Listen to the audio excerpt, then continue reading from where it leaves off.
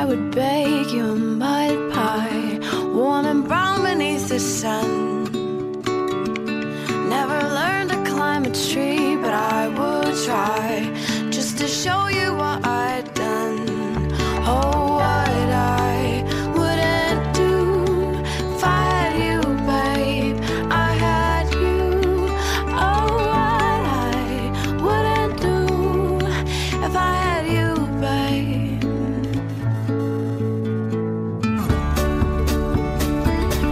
If I were all my dearest, you would be the En este programa podemos presumir de entender más o menos bien el mundo que nos rodea, pero solo de 10:30 a 11 los domingos. El resto somos tan ignorantes como toda la semana.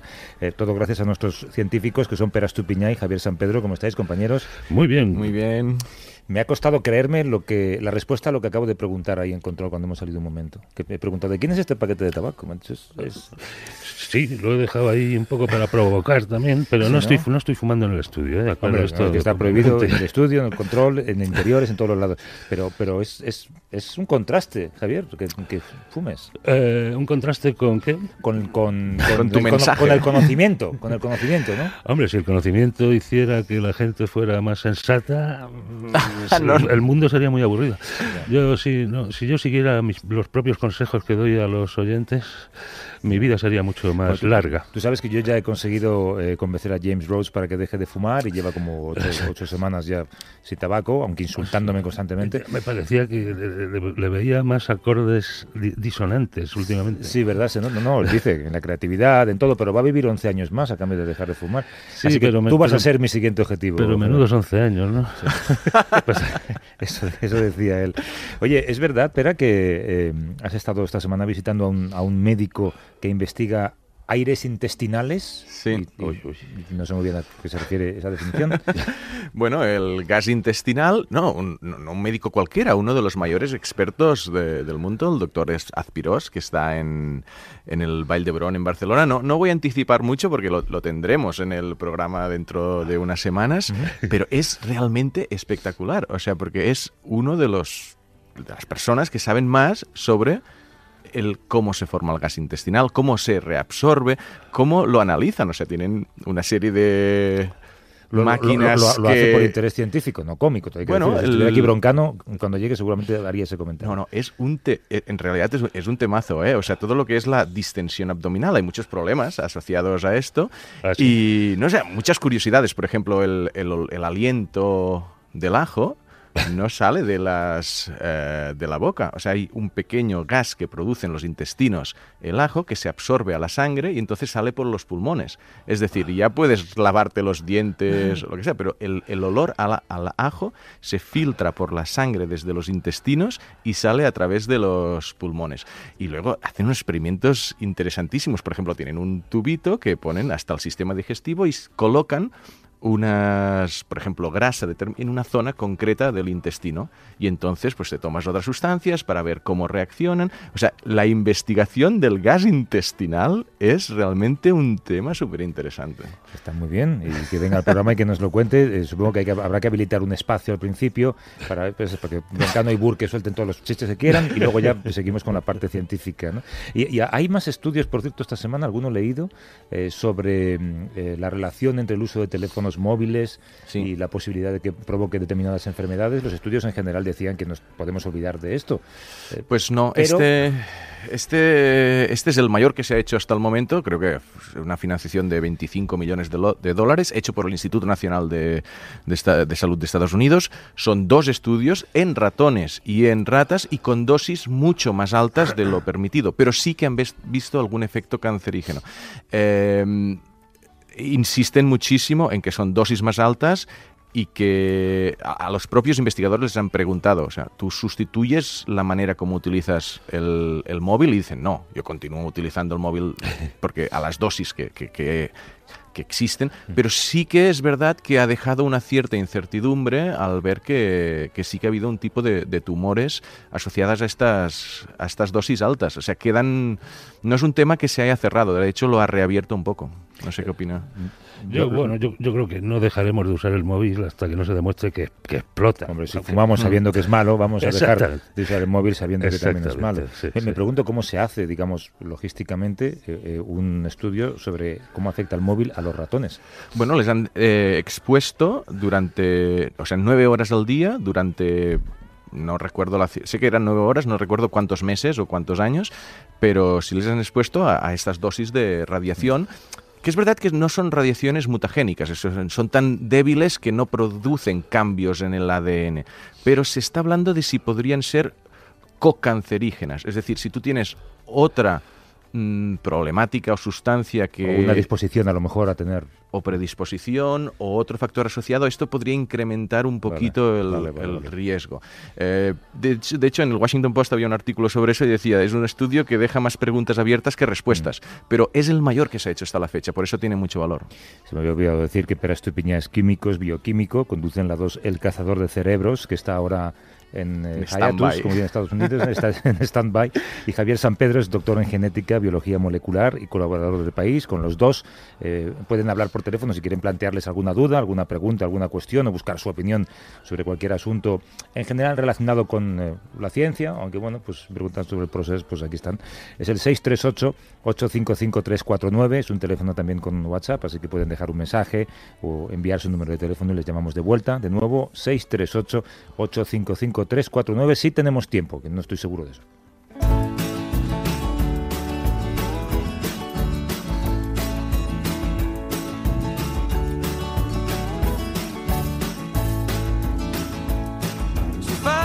De vez en cuando siempre nos gusta poner los pies en la tierra y hablar de la ciencia común, alejarnos un poco de Marte. También nos gusta mucho Marte, lo pasamos muy bien en el último espacio hablando de Marte, pero vosotros queríais hablar hoy de la medicina de cercanía, por definirlo de alguna manera, ¿no? De esa persona a la que vamos cuando te duele algo.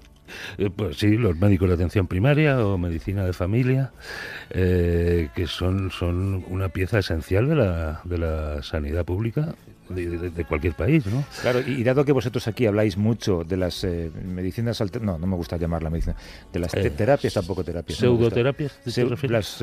Iba a usar otra palabra relacionada con... En fin, las pseudociencias, vamos a llamarlo. Sí, las pseudoterapias, cosas que se venden por ahí y demás.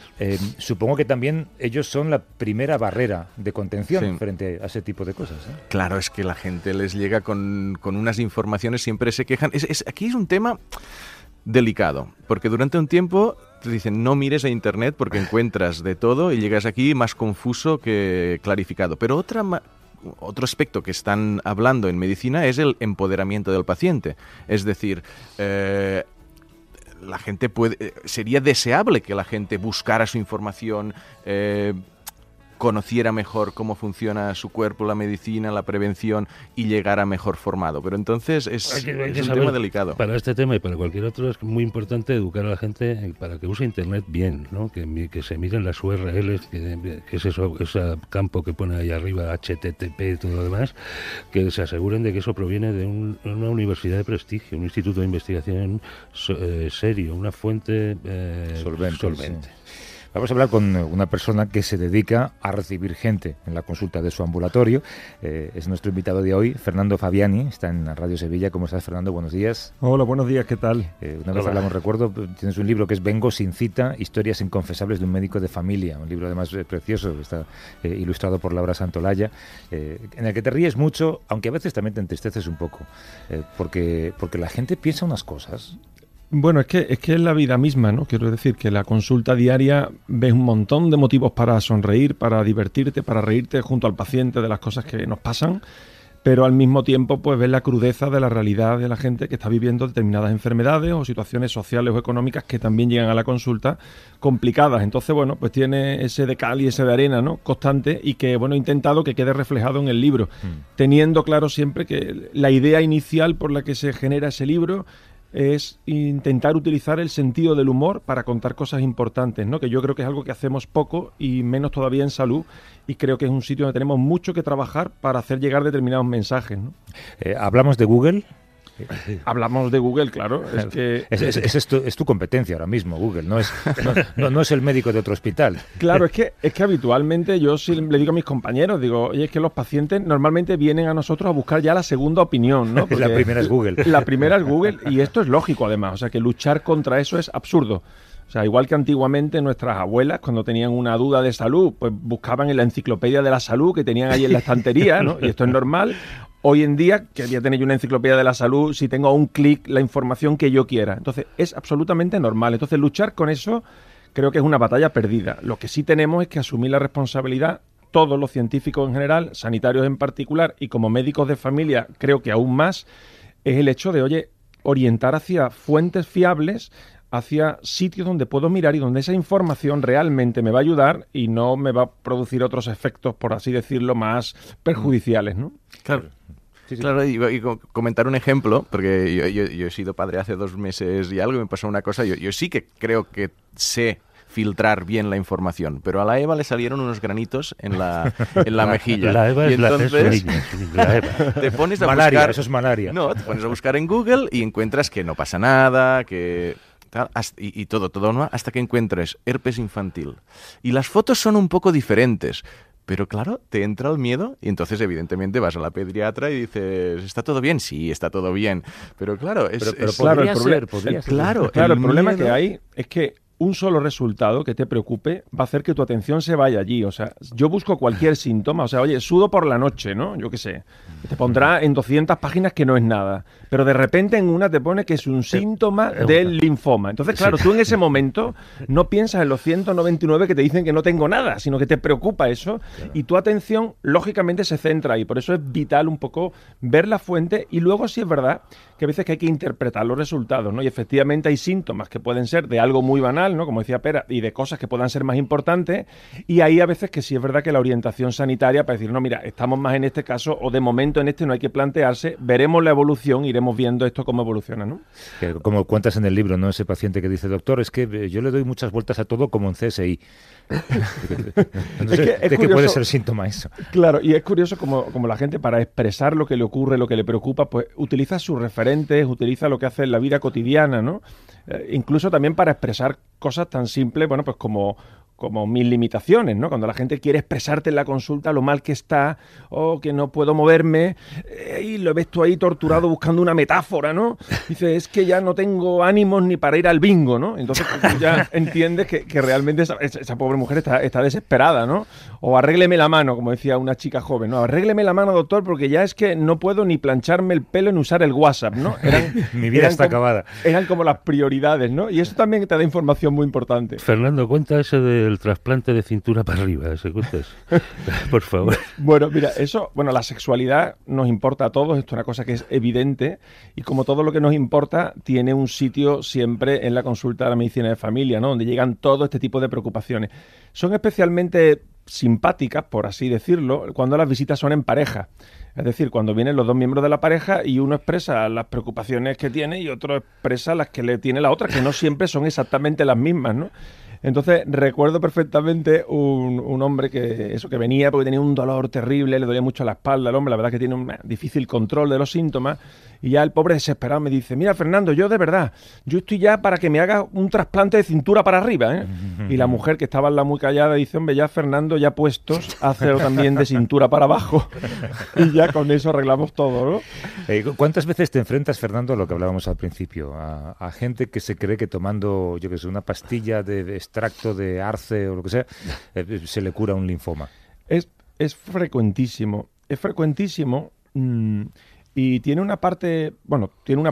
toda la parte del mundo preocupante, pero creo que por diferentes motivos, ¿no? Puede ser algo anecdótico. Hace poco me vino una paciente y me dijo, oye, estoy empezando a tomar alpiste porque me han dicho que los pájaros no tienen colesterol, ¿no? Y yo me quedé así. Bueno, no queda más que en una broma, en una anécdota, aunque también hay que desmontar ese tipo de creencias. Pero luego, efectivamente, hay que analizar, creo que 2 cosas, ¿no? Una es qué grado a veces de desesperación tiene el paciente cuando llega un momento en el que se ve la necesidad de buscar fuera, digamos, de la medicina convencional, y además de convencional diríamos que científica y real, ¿no? Pero por otra parte, a mí siempre me gusta en cualquier problema que hagamos un poco de autocrítica, tenemos que analizar qué obtienen en las medicinas mal llamadas alternativas, o mal llamada medicina, mejor dicho, que yo digo que no tienen ni de medicina ni de alternativa, pero bueno, ¿qué obtienen allí cuando hay tanta adherencia, ¿no? Evidentemente hay cosas que nosotros no debemos intentar imitar, ¿no? Que es, bueno, pues venderte la panacea de oro, ¿no? Y eso evidentemente no tiene mucho sentido. Pero a veces esto esconde también una atención, un tiempo, una dedicación. Y esto es una cosa que sí es verdad en la que nos sacan la pata ahora mismo, porque tenemos unos problemas reales de tiempo de asistencia, y esto es una cosa que tenemos que analizar y que tenemos que plantearnos si es que a lo mejor la gente busca respuestas a algo que no obtiene, ¿no?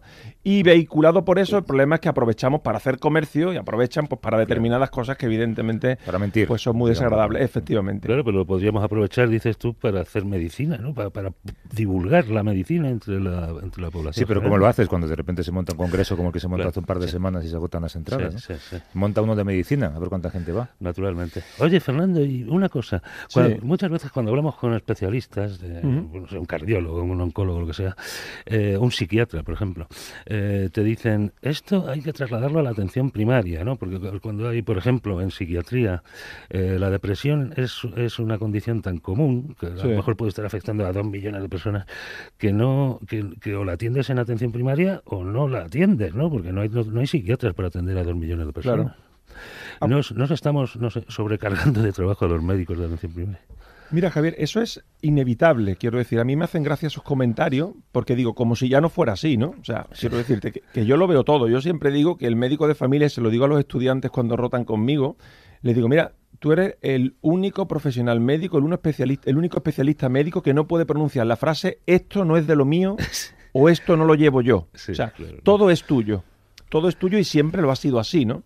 Luego es verdad que a la hora de organizar, pues es verdad que, bueno, pues que algunos compañeros especialistas hospitalarios, oye, pues esto es mejor que lo controléis. En el fondo lo que están diciendo, oye, estos pacientes no me los mandéis, ¿no? Esto llevarlos tú. Sí. Y bueno, y yo siempre analizo y digo, oye, que yo solo remito al que creo que es imprescindible, es decir, al que realmente creo que le aporta un beneficio, porque es que la inmensa mayoría de las patologías la llevamos nosotros. Claro. Lo cual sí es verdad que hay que darle un toque de atención a nuestros políticos y que entendamos que es verdad que siempre hemos hecho muchas cosas, cada vez hacemos más, o sea, ya, bueno, sistemáticamente, por ejemplo, hacemos nosotros las citologías, ¿no? Sí. Que antes hacía el ginecólogo, y vamos haciendo cada vez más, y los compañeros de enfermería y atención primaria hacen un montón de cosas que antes no hacían, pero curiosamente con los mismos recursos, ¿no? Entonces, claro, coincido contigo en que, oye, vamos a dar un poco de recursos, pero que tengamos muy claro que, bueno, que estas cosas que, digamos, nos ceden nuestros compañeros amablemente, que nos lo cedan o no, que realmente son nuestras y no pueden dejar de serlo. No olvidemos que aunque a un paciente mío lo vea el cardiólogo una vez al año, los otros 364 días las dudas me las va a consultar a mí. Tuya, claro. Con lo cual nuestros pacientes son nuestros y todos los días del año. Así que nosotros encantados porque es una parte fundamental de nuestra profesión. Mira, tenemos algunas llamadas, a ver si da tiempo a meter alguna. Si quieres, Fernando, quédate con nosotros así, incluso a lo mejor la respondes tú. Desde Vizcaya llama Julen. ¿Cómo estás? Buenos días. Hola, buenos días, Javier y compañía. Aquí estamos. Hola. Mira, mi pregunta es, referencia, cuando se critica la homeopatía, por ejemplo, se utiliza el famoso número de Avogadro y demás, ¿no? Y hay una cosa que yo no comprendo. Y es, no es que tampoco sea un defensor de la homeopatía, pero lo que no comprendo es qué ocurre cuando se dice que si después de N disoluciones no hay molécula, qué ocurre con aquello que constituye esas moléculas, por ejemplo, yo qué sé, pues arsénico, ¿no? Por ejemplo. Esa es mi pregunta, ¿no? Si eso no contradice de alguna manera el principio de Lavoisier, ¿no? Que no desaparece la materia. Por entendido. Pues uno de los 4 que estamos aquí te lo va a responder y no soy yo. Gracias, Julen. Un abrazo. Hombre, la sustancia está en algún lado en el proceso de las diluciones, naturalmente. El número de Avogadro lo que te dice es cuántos átomos o cuántas moléculas hay en un litro, digamos, de la sustancia. Ahora tú coges ese litro y lo diluyes 10 veces. y esa dilución por 10 veces la diluyes otras 10 veces, y así hasta 100 veces, al final no queda ni una sola molécula en tu botella final. Naturalmente las moléculas estarán en otras botellas que te has dejado por el camino, ¿no? Claro, digamos que de cada 1000 fármacos 1000 botes de homeopatía, en 1 o 2 habrá una molécula, pero en el resto no. Claro, o sea que a ver si tienes suerte, ¿no? Y te cae la molécula esa. Sí, puede ser. Eso te iba a decir, el riesgo o el bingo está ahí. Entonces, Fernando, ¿qué sería mejor? ¿Que fuéramos un poco más hipocondríacos o un poco más despreocupados? Yo creo que tenemos que ser felices, y yo entiendo que esto puede sonar un poco, pero tenemos que disfrutar de la vida. Yo, una de las grandes cosas que me preocupan de cómo veo hoy en día la concepción de salud es que nos la han arrebatado, ¿no? Ya nos hacen sentirnos pre-enfermos. Si tú estás tan tranquilo en tu casa, te encuentras bien, no tienes nada que te preocupe, y a poco que te pongas a ver la publicidad, te das cuenta que tienes un montón de problemas que tú no sabías, y incluso para un acto tan cotidiano como ir a comprarte un yogur, antes de comprártelo tienes que elegir si quieres que te baje el colesterol, que te controle la tensión, que te fortalezca los huesos, que te ayude a ir al baño, ¿no? Oye, déjame tranquilo, que yo lo que quiero es tomarme un yogur y se acabó, ¿no? Pues no es para deprimirnos más, pero ya sabes cuál es la primera industria publicitaria en Estados Unidos, es la farmacológica, la que más invierte en publicidad en televisión ahora mismo. Efectivamente, entonces esta sensación tienen un que montón tengo, de dinero también. claro, de que le robamos a las personas su salud. Entonces creo que hay que ir al médico lo justo. Yo me gusta recordar que ir al médico también es peligroso. Los médicos, todo lo que hacemos tiene riesgo. Y no, pero es que esto es muy importante que lo sepamos. Entonces hay que ir cuando hace falta. Cuando los médicos hacemos de más, O sea, que vayas esto a tiene equivocar. riesgo. Así que, oye, ojo, vamos a ir cuando es necesario y tener en cuenta que cualquier acto médico tiene, como todo, posibles efectos secundarios. Así que hay que limitarme, cosas que me preocupe más que alguien que quiere amortizar su seguro de salud y hacerte muchas pruebas. Eso a veces es muy peligroso, de verdad. Fernando Fabiani, que es médico y es experto en medicina familiar, autor del libro Vengo sin cita, historias inconfesables de un médico de familia. Gracias, Fernando, suerte. Gracias a Con vosotros. la un literatura y saludo. con la consulta, las dos cosas. Muchas Y a vosotros, gracias. Javier San Pedro y a Pere Estupiñá, gracias por venir. Javier, creo que ha desaparecido una cosa de control. ¿Puede ser mi botella de agua con arsénico? No, es la otra. Hasta luego. Vale, está bien.